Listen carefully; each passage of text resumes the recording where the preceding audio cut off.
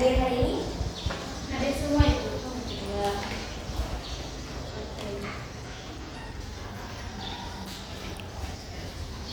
Nah, adik-adik, sebelum kita mulai pelajaran pada pagi hari ini, alangkah baiknya kita membacakan doa belajar yang akan dipimpin oleh Fahri. Bisa, Fahri? Saya ke depan.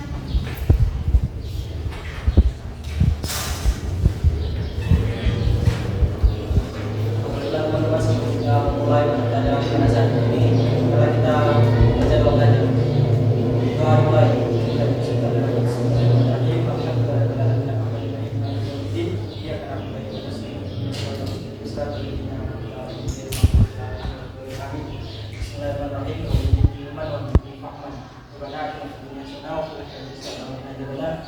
Terima kasih Fahri, silakan duduk. Baik, alhamdulillahirabbil alamin wassalatu wassalamu ala asrofil anbiya'i wal mursalin sayyidina Maulana Muhammadin wa ala alihi washabbihi ajmain amma ba'du. Pertama-tama marilah kita panjatkan puji dan puji syukur kehadirat Allah Subhanahu wa taala. Berkat rahmat dan hidayahnya lah sehingga kita bisa berkumpul di tempat ini dengan keadaan sehat walafiat. Salawat berkaitan salam kalau pula kita aturkan kepada junjungan Nabi besar Nabi Muhammad sallallahu alaihi wasallam. Semoga percikan rahmatnya bisa sampai kepada kita semua. Adik-adik, apa kabar semua hari ini? Alhamdulillah, luar biasa. Allahu Akbar. Alhamdulillah, semoga kita selalu dalam keadaan sehat walafiat. Amin. Nah, ada yang tahu kita akan belajar apa hari ini? Ada? Mata pelajaran apa?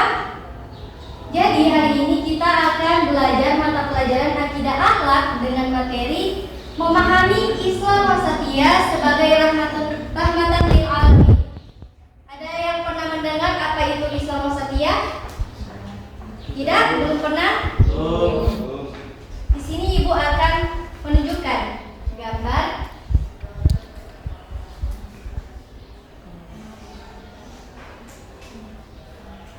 Nah, di sini sudah ada yang tahu ini gambar apa? Menunjukkan ini apa? Keberagaman. Ya.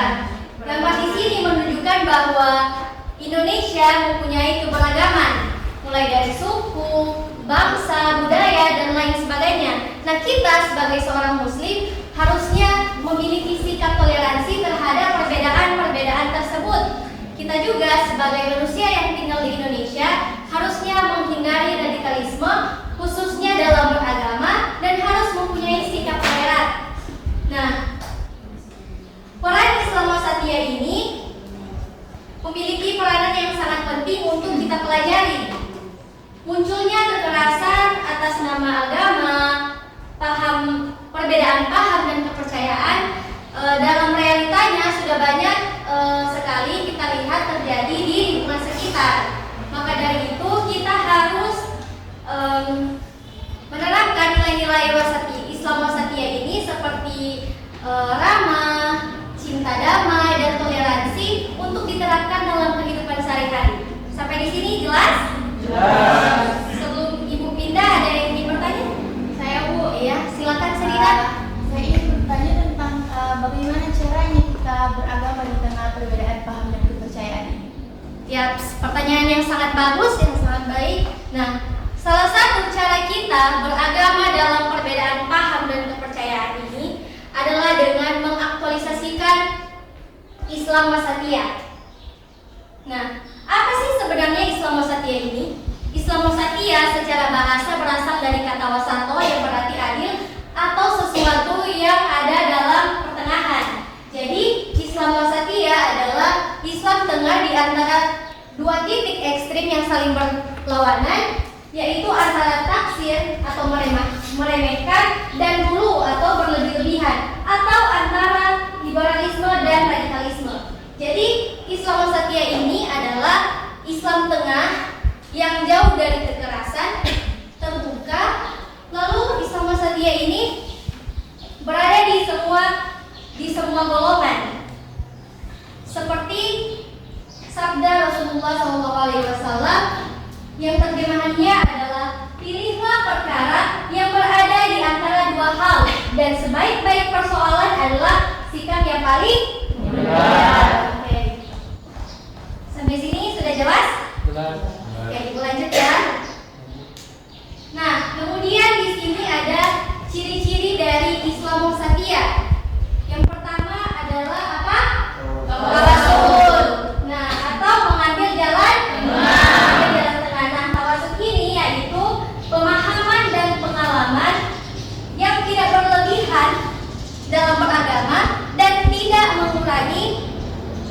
kita untuk beragama.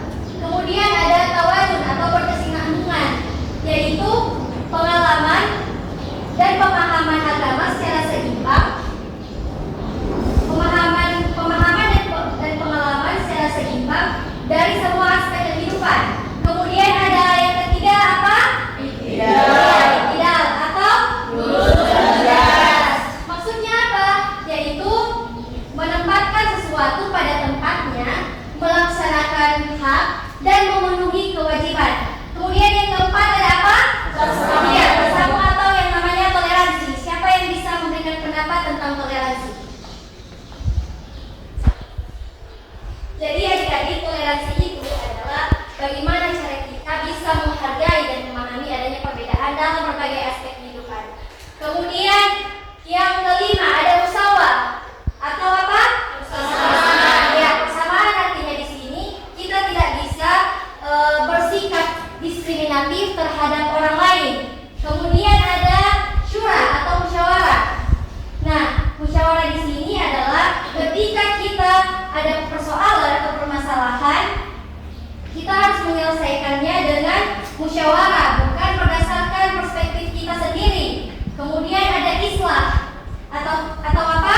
Reformasi. Ya, reformasi ini adalah prinsip reformasi yang mengutamakan tradisi lama yang baik dan menerapkan hal-hal baru yang lebih baik.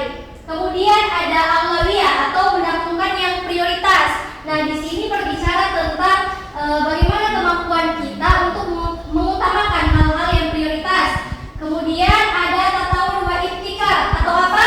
Dinamis dan inovatif. Nah, arti dinamis dan inovatif di sini kita harus melakukan sesuatu atau membuat perubahan sesuai dengan perkembangan zaman. Dan yang terakhir ada tahatur atau beradab, yaitu menjunjung tinggi akhlak mulia dan akhlak pribadi.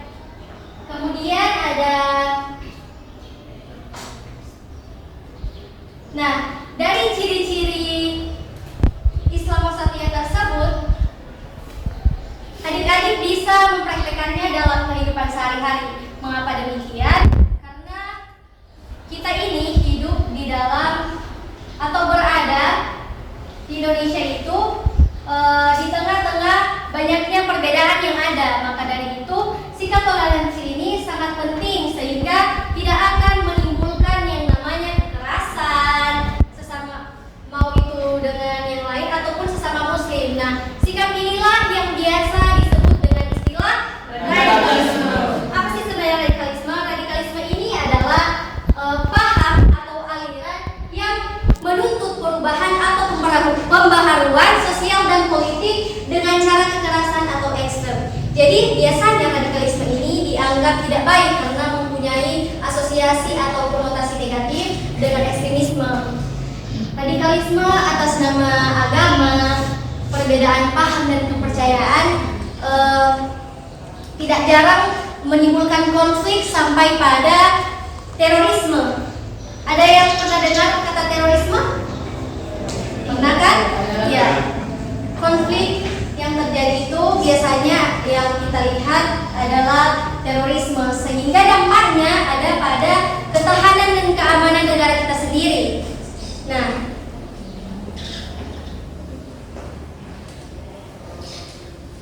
kemudian ini ada hadis tentang radikalisme. Rasulullah SAW bersabda, terjemahannya adalah hindarilah oleh kalian tindakan melampaui batas dalam agama, sebab sungguh melampaui batas dalam agama telah menghancurkan orang sebelum kalian. Sampai sini sudah paham? Paham. Sebelum lanjut ada yang ingin bertanya? Iya, silakan. Bagaimana kita mencegah munculnya sikap radikalisme? Pertanyaan yang sangat bagus, tepuk tangan dulu. Setelah ini, Ibu akan memutar video pendek sekaligus bisa menjawab pertanyaan dari adik ilmu.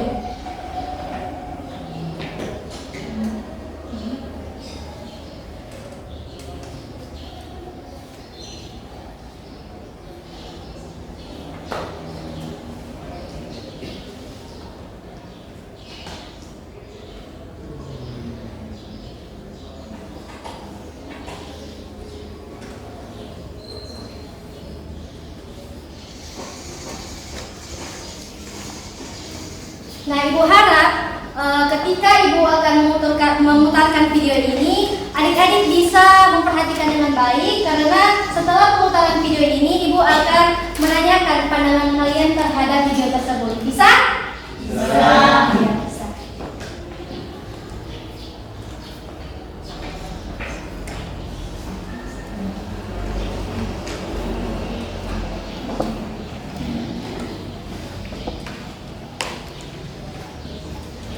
Jadi adik-adik di sini akan memberikan pandangan terhadap video tersebut dan akan dituliskan di papan tulis.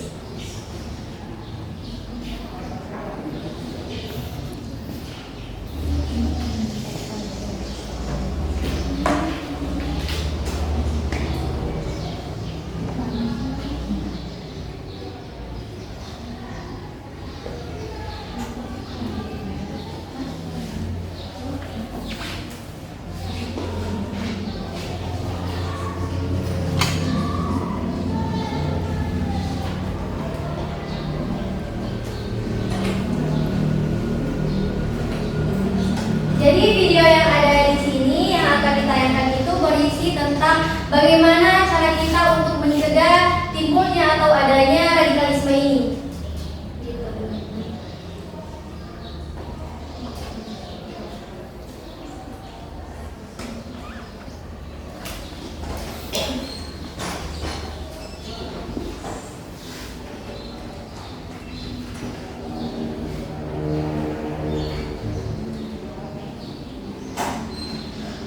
Bisa terlihat dengan jelas? Bisa.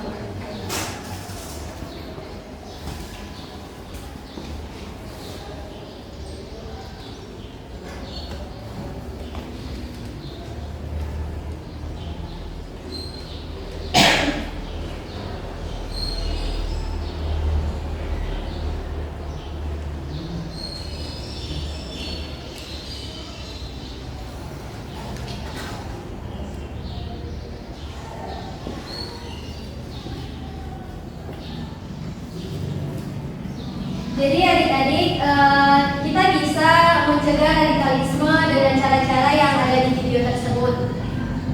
Bagaimana ini? Sudah bisa terjawab pertanyaannya tadi? Nah, setelah menonton video yang tadi, adakah yang bisa memberikan pandangan terhadap video tersebut? Lihat dulu.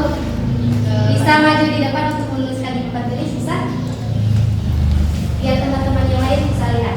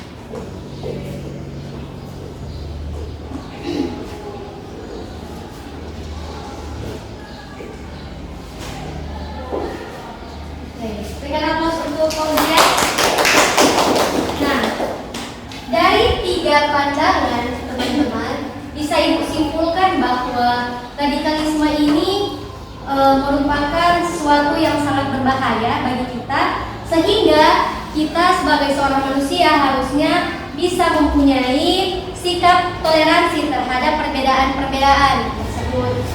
Nah, sampai di sini sudah paham? Paham. Paham.